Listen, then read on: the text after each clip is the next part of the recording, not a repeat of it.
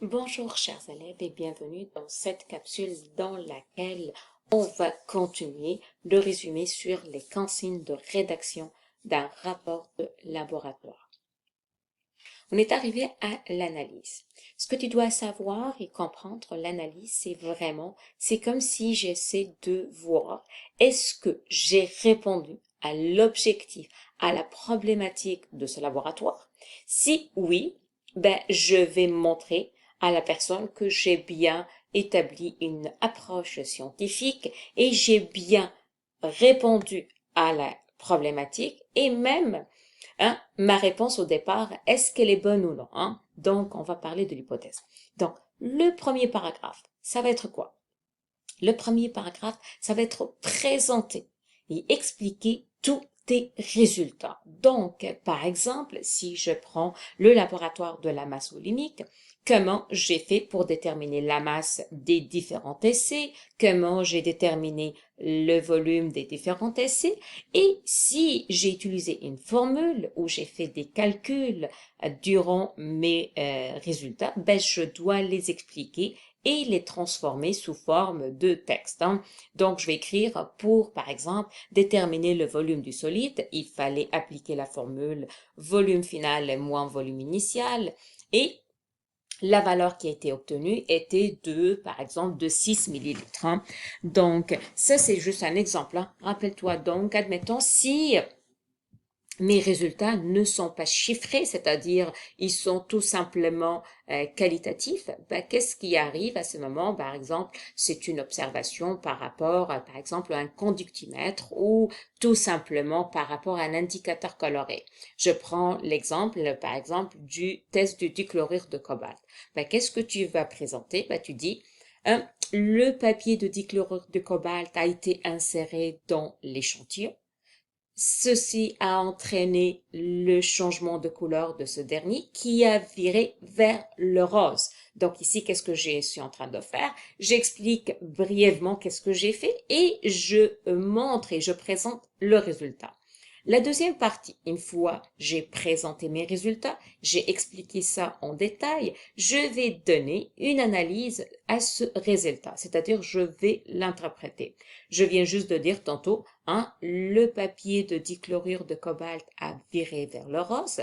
Cela indique ou cela signifie que tout simplement la substance renferme de l'eau. Donc vous voyez, donc au début, premier paragraphe, je présente. J'explique mes résultats, j'explique les formules que j'ai utilisées, etc. si ce sont des valeurs chiffrées. Si par contre, ce sont des résultats d'observation, d'un changement de couleur, je présente comment je l'ai fait et je donne l'interprétation. Si par exemple, je prends encore un autre exemple.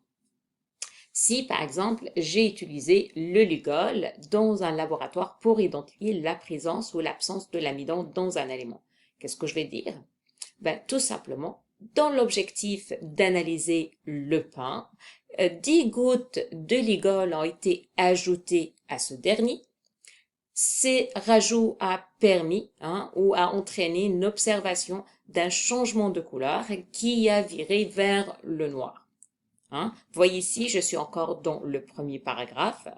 Donc, ce changement de couleur, la couleur noire qui vient juste d'apparaître, implique bien ou signifie bien que le pain contient de l'amidon et l'amidon est bel et bien c'est un sucre complexe. Donc, ça c'est la deuxième partie. Maintenant, je vais arriver à la troisième partie. Donc, ici, un bilan des résultats obtenus menant à une réponse à la problématique. Donc, ici, c'est comme si je rassemble tous les résultats que je viens juste de dire. Je peux dire tous les tests qui ont été effectués dans le paragraphe précédent ont permis de répondre à la problématique qui était tout simplement d'identifier tous les différents nutriments dans cet aliment. Donc, vous voyez, tout simplement, c'est comme si j'essaie de dire que, en fait, l'expérience a permis de répondre à la question posée précédemment. Ça n'a pas besoin d'être long, c'est vraiment parfois une petite phrase aussi bien claire et précise et elle répond à la problématique. Par la suite, je vais faire un retour à l'hypothèse. Est-ce que mon hypothèse était confirmée ou infirmée? Donc, pour faire le retour sur l'hypothèse, ben, dis-toi, si je t'ai pas demandé dans ce rapport de laboratoire de faire une hypothèse, ben, à ce moment, qu'est-ce que tu vas faire? Ben, tu peux pas faire un retour sur l'hypothèse si je t'ai pas demandé. Pour valider une hypothèse, il faut que tu as déjà mentionné une hypothèse dans les parties auparavant. Si c'est le cas, qu'est-ce que tu vas dire?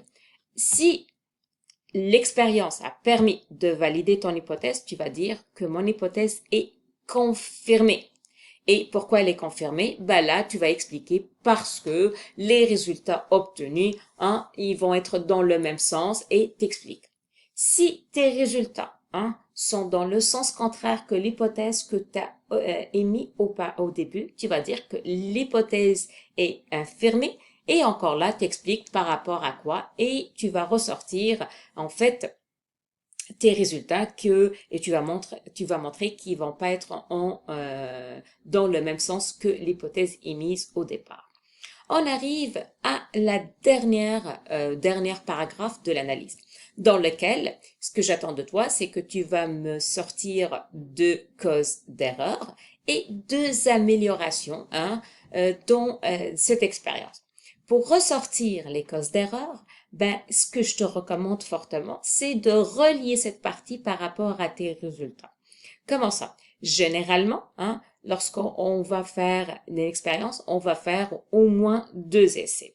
Et lorsqu'on va voir les 2 essais, c'est rare qu'on retrouve les mêmes résultats. Donc, première chose, on peut dire que les résultats des 2 essais ne sont pas identiques, ou on peut faire autre chose. On peut aussi, dans certains contextes, comparer mes résultats que j'ai obtenus par rapport à la théorie.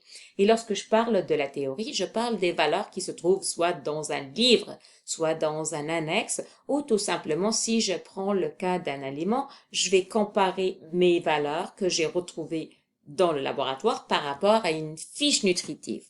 Par exemple, si dans l'expérience, j'ai retrouvé, je donne un exemple peut-être qui n'est pas correct, mais admettons dans le lait, j'ai retrouvé je sais pas, de la vitamine C. C'est pas vraiment, mais c'est juste un exemple. Mais dans la fiche nutritive du lait, je retrouve pas de la vitamine C. Ben, qu'est-ce que je peux dire? Ben, les résultats de l'expérience ne sont pas cohérents avec les valeurs existant sur la fiche nutritive du lait. Par conséquent, cela pourrait indiquer qu'il y a des causes d'erreur dans l'expérience ou l'expérience a des limites. Quelles sont les limites? Ben, il y a plusieurs explications. On peut dire, dans ce cas, par exemple, est-ce que, la couleur qui était observée, est-ce que c'était une couleur claire, Parce que rappelle-toi, la couleur ou la perception des couleurs, c'est ce que je viens juste d'utiliser, c'est une perception. Donc, on n'a pas tous la même perception des couleurs, N'oublie pas, lorsque j'identifie une substance, parfois, c'est difficile de voir si c'est une décoloration ou c'est un mélange de couleurs. Donc, vous voyez, si on avait plus une échelle de couleurs, ça va me permettre d'avoir plus une idée claire et précise sur la couleur observable. Est-ce que j'ai fait l'essai une seule fois, 2 fois? Ça serait peut-être bien de faire l'expérience 2, 3 fois pour s'assurer que j'ai les mêmes résultats. Donc, vous voyez, avec tout ça, je suis capable de ressortir des causes d'erreur. Et je répète bien, les causes d'erreur, ce n'est jamais vous le problème, c'est soit dans le protocole, c'est soit dans le nombre d'essais qui n'est pas suffisant, soit au niveau des instruments qu'on a utilisés qui ne sont pas assez précis. Et dans les améliorations, ben c'est sûr, si je donne une cause d'erreur, je dois donner une amélioration. Et cette amélioration, elle doit toujours être reliée à la cause d'erreur que tu viens juste de la nommer. Avec ça, on a terminé l'analyse. J'arrive à la conclusion. Donc, la conclusion, c'est un petit paragraphe dans lequel je vais voir un retour sur la problématique, donc rappeler. Donc, rappel rapide sur la procédure. Et là, j'ai pas besoin de détails, c'est vraiment une petite phrase. C'est comme la délimitation ici, mais c'est rapide. Je fais un petit rappel sur les résultats les plus importants et leur interprétation. Et finalement, je vais finir par une ouverture, c'est-à-dire une question qui va m'amener à faire soit une étude plus approfondie ou de tester autre chose avec la même notion abordée dans ce laboratoire.